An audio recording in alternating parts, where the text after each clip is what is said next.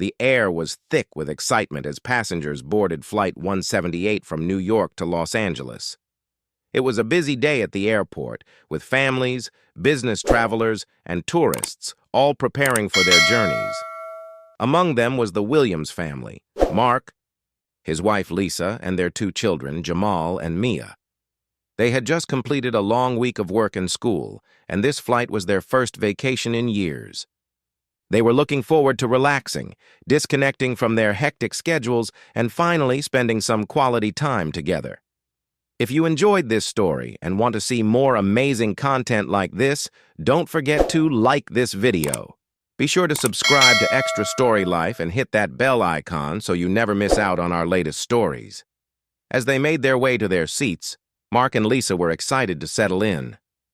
The children had their favorite snacks, and the family was chatting excitedly about their upcoming trip.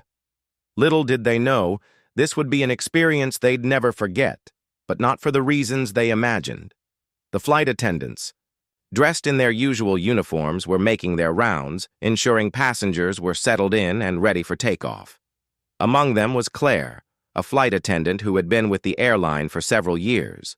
Claire was known for her strict demeanor and no-nonsense approach, but no one ever expected what happened next. It all started when Claire walked down the aisle toward the Williams family's row. She had been serving drinks and snacks to passengers, offering her usual polite smile and routine greetings to everyone she passed. As she made her way down the aisle, she stopped momentarily at the row where Mark, Lisa, and their two children, Jamal and Mia, were seated. The family had just settled in, relaxing after the hustle of airport security, and were now ready to unwind as they embarked on their much-anticipated vacation.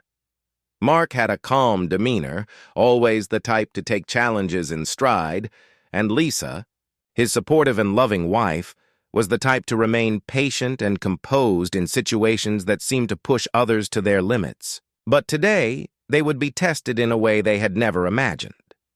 Claire, with her usual professional smile, paused in front of Mark and Lisa. She greeted the other passengers who were seated next to the family, but when she got to them, her smile faded slightly and her eyes narrowed in a way that immediately made Mark feel uneasy.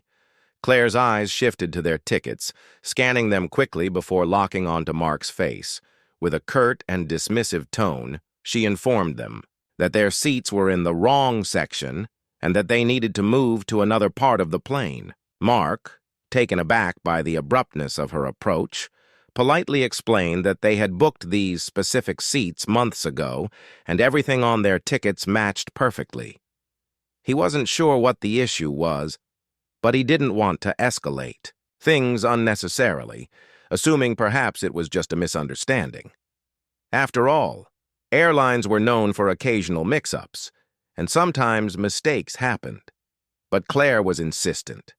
Her words grew sharper and her tone colder, revealing a level of authority that was unexpected. She told them they couldn't sit there and demanded that they get up.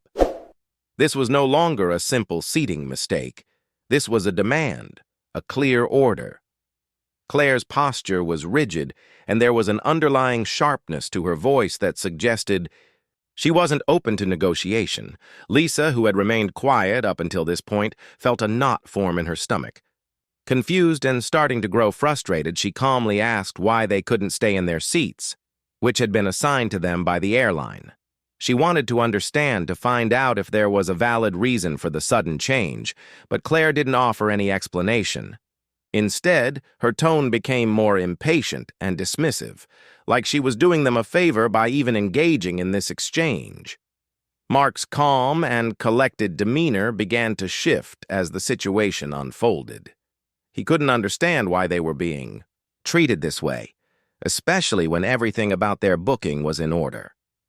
Lisa's eyes flickered from Mark to the children, who were starting to sense the tension in the air. Jamal, the older of the two children, looked up at his mother and father, puzzled by the way the situation was unfolding. Mia, their younger daughter, looked to her brother for reassurance, not yet able to fully grasp the situation. The family was confused. This wasn't how a normal flight was supposed to go. They had followed all the rules, checked in on time, and had their tickets and boarding passes with everything clearly in place. Why were they being singled out? As the conversation continued, the tension in the air only grew thicker. Jamal's curiosity shifted to concern as he noticed the other passengers around them growing quieter. The murmurs from the other rows increased as some passengers glanced at each other in confusion. It was clear that the situation was starting to draw attention. Some of them were already beginning to look uncomfortable, unsure of what was happening. It wasn't long before the situation reached a boiling point. "I'm afraid you'll have to move," Claire repeated, her voice now filled with finality. "This isn't where you belong." Her words, so matter-of-fact and dripping with superiority, felt like a slap in the face to Mark.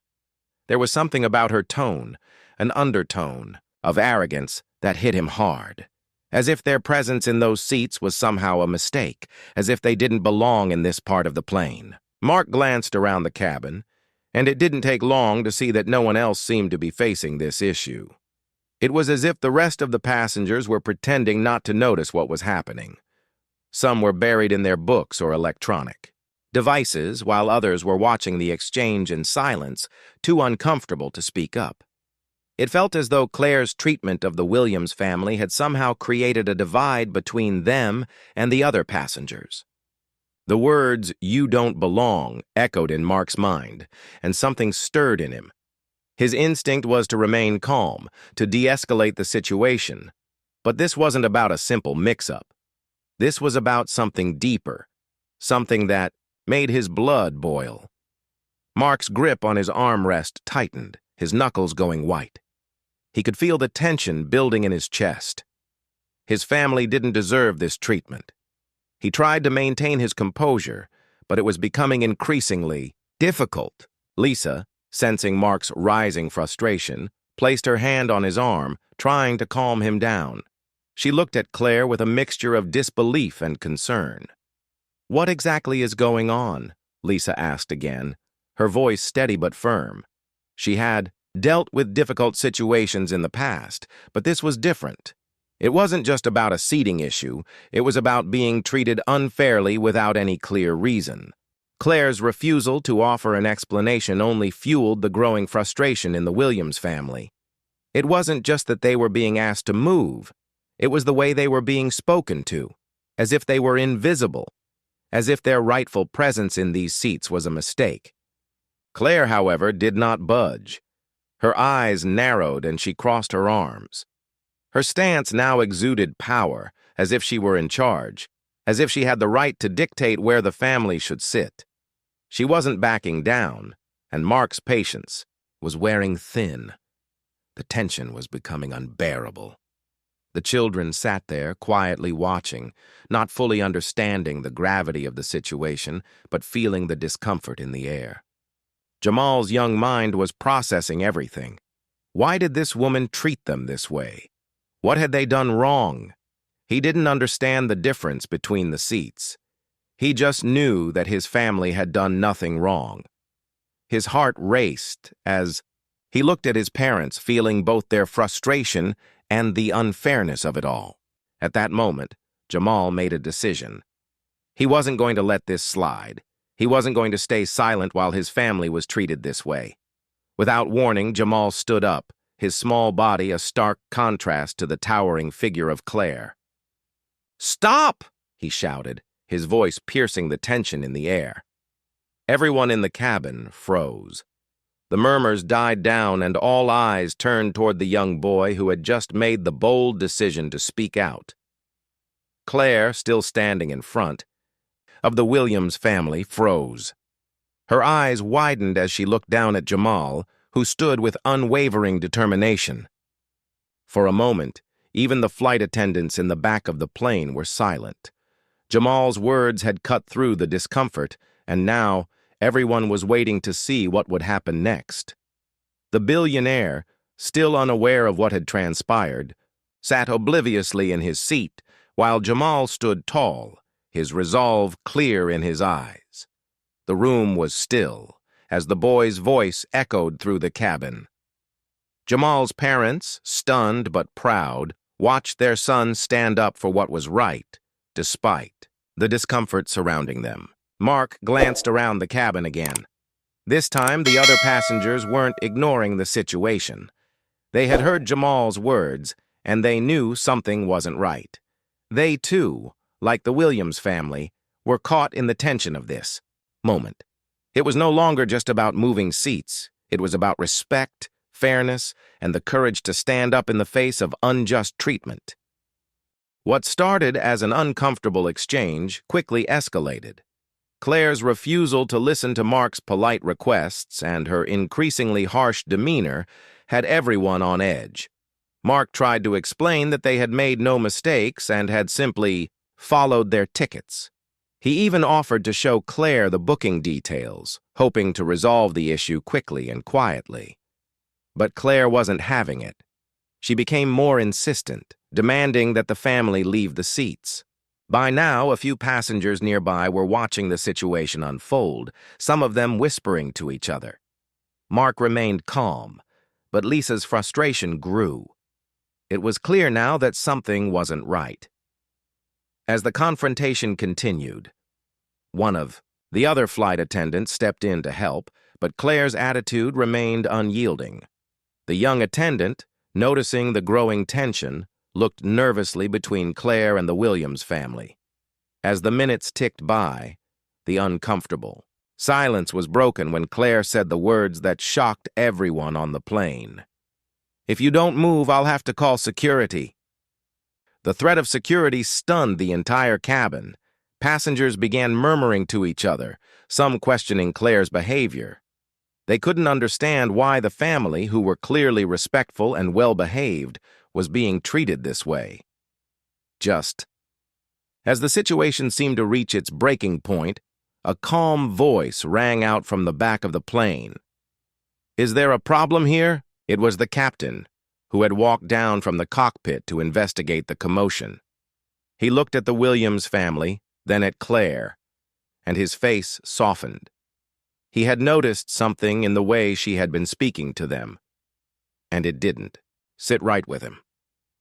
Claire quickly explained the situation, telling the captain that the family was refusing to move from their seats. The captain's expression didn't change, but he turned to Mark and Lisa. "I'm sorry for this inconvenience," he said, his voice calm and reassuring. "I'll take care of it right away." Mark and Lisa were relieved but still confused. They had no idea why they were being singled out. The captain's next words, however, changed everything. He turned to Claire and said, "Actually, these passengers are in the right seats. They booked the flight with us directly. This is their airline." The air around them seemed to freeze for a moment. The reality of the situation set in for everyone in the cabin. The Williams family didn't just book a flight. They owned the airline. The captain, aware of the gravity of the situation, turned to the other flight attendants and said firmly, "Please, get their seats sorted immediately. This family is not to be disturbed again." Claire's face turned an ashen white, the color draining from her cheeks as the full weight of the situation settled on her. The reality hit her like a ton of bricks, and she felt a wave of panic rush through her. The family she had just tried to eject from the plane wasn't just a wealthy, entitled group of passengers. They were the very reason she had a job in the first place. They owned the airline. Mark, Lisa, Jamal, and Mia Williams were not just passengers on this flight. They were the backbone of the airline industry, the founders of the very airline she worked for. Mark had always been a visionary, someone with an unwavering belief in providing top-notch service and a family-friendly approach to aviation. Along with Lisa, who supported his dreams every step of the way, they had built their airline from the ground up, turning it into one of the most successful and respected companies in the country. It wasn't just about luxury or prestige for the Williams family. It was about creating something that would serve the people and make a positive impact. They had poured every ounce of their energy, time, and resources into building their empire, a company that had grown into a household name. But despite all of their achievements, they had always remained humble. They never flaunted their wealth, never walked around with an air of arrogance or superiority. They didn't see themselves as above anyone else. They were simply a hard-working family looking forward to a much-needed vacation. It wasn't about impressing anyone. It was about connecting with each other and enjoying the fruits of their labor. They traveled just like everyone else, with the same hopes and dreams of a relaxing trip, and yet, here they were, being treated like they didn't belong. Claire's initial confusion turned to horror as she realized what she had just done. She had treated them like any other family, assuming they were ordinary travelers who were simply taking a flight like everyone else. She had been so focused on her authority and the power she wielded as a flight attendant that she hadn't stopped to think about the family she was dealing with. She hadn't considered for a moment that the people she was instructing to move were the very people responsible for the airline's success, the ones who owned it all. And now, it was too late. The damage had been done. The entire cabin was silent as the gravity of the situation unfolded. Claire had made a huge mistake, one that couldn't be undone. She had attempted to humiliate a family who had the power to make her job disappear with a single phone call. She could feel the eyes of the passengers on her, watching the scene, unfold with a mixture of disbelief and curiosity. Some were beginning to shift uncomfortably in their seats, others whispering amongst themselves, as if trying to make sense of the bizarre turn of events. The Williams family, however, remained composed. Mark, ever the professional, gave Claire a nod of acknowledgement but said nothing. He wasn't interested in causing a scene or making the situation worse. He simply wanted to enjoy his vacation and move past the uncomfortable interaction. Lisa, on the other hand, gave Claire a kind but firm look, as if silently telling her that she understood the mistake, but that there was no excuse for the treatment they had received. Jamal and Mia, still a little confused, looked up at their parents, sensing the tension but trusting their guidance. They were learning a valuable lesson in how to handle situations with grace, even when they weren't treated with the respect they deserved. The rest of the flight proceeded without incident. The captain, now aware of the situation, came out from the cockpit to personally check on the Williams family. He apologized profusely for the misunderstanding, assuring them that they were valued guests and that this kind of treatment would not happen again. Claire, however, kept her distance, avoiding eye contact and retreating to the back of the plane where she remained for the rest of the flight. She could feel the weight of her actions, the awkwardness in the air and the whispers that followed her every step. Every apology from the other flight attendants felt like a reminder of her mistake, and she couldn't shake the feeling that her job might be on the line. The Williams family, meanwhile, took it all in stride. They were professionals in their own right, and though they were disappointed by the incident, they weren't going to let it ruin their experience. Mark understood that mistakes happened. He had made his fair share over the years. But this wasn't just a mistake. It was a failure of judgment. And yet, he chose not to dwell on it. He had bigger things to focus on, like the well-being of his family and the success they had built together. Lisa, ever the optimist, reminded him of the bigger picture. "We've built something incredible," she said softly as they leaned in toward each other. "What happened here doesn't change that. It's how we respond that matters." Her words were a comfort to Mark, and he couldn't help but agree. No matter how hard people tried to knock them down, no matter how unfairly they were treated, their success was not defined by the opinions of others. It was defined by the impact they had made in the world and the legacy they would leave behind. As the plane touched down in Los Angeles, the Williams family walked off the plane with heads held high. The incident had been uncomfortable, to say the least, but they refused to let it define their trip or their experience. It was a reminder that no matter who you are, no matter how successful or wealthy you become, it is always important to treat others with respect and dignity. The world may view you differently because of the wealth and status you possess, but it is the way you carry yourself, the humility and kindness you show, that truly defines who you are. The Williams family, walking through the terminal, knew that their values would remain unchanged, no matter how many obstacles came their way. Their success wasn't just in their airline, it was in the way they treated others, the way they lifted up those around them, and the way they remained grounded despite all they had achieved. In the end, they knew that no one, not even someone in a position of power, could take away the pride they felt in the family they had built and the legacy they had created. And that was something no one could ever take from them.